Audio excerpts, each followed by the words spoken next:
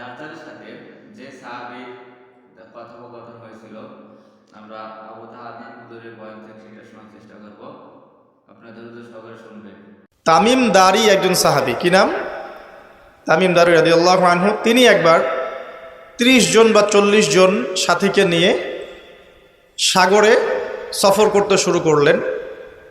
প্রচণ্ড ঝড় আসলো, সাগর তাদেরকে প্রায় 1 মাস সমুদ্রের মধ্যে ঘুরালো। এক পর্যায়ে একটা দ্বীপে তারা নোঙর করতে পারলেন। সেই দ্বীপে তারা একটা প্রাণীকে দেখতে পেলেন, যেই প্রাণীর গায়ে প্রচুর লোম ছিল। কি ছিল? লোম।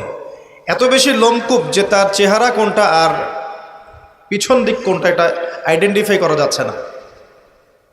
এবং বিস্ময়কর বিষয় হচ্ছে, এই প্রাণী কথা বলা শুরু করলো। তারা বলল, তোমরা কারা?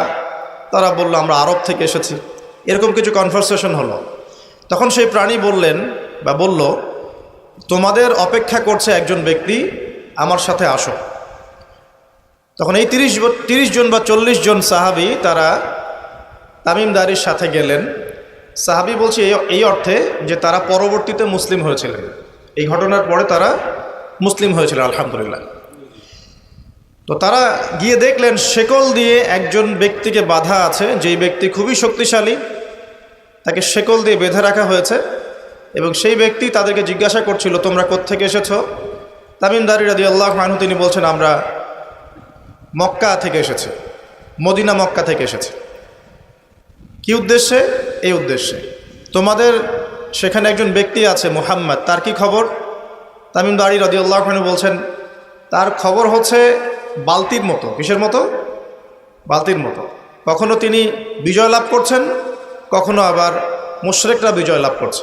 মানে বদরের যুদ্ধে তিনি জয়লাভ করেছেন, উহুদের যুদ্ধে আবার মুশরিকরা মুসলিমদেরকে বিপর্যয়ের সম্মুখীন করেছেন।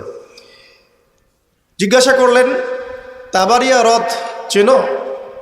তিনি বলছেন, হ্যাঁ চিনি। তাবারিয়া হ্রদে কি পানি আছে? তামিম দারি রাদিয়াল্লাহু আনহু বলছেন, হ্যাঁ পানি আছে। এই ব্যক্তি তখন বলছে, অতি শীঘ্রই সেখানে কোনো পানি থাকবে না। আবার প্রশ্ন করছেন, বাইসানের খেজুর গাছের নাম শুনেছ?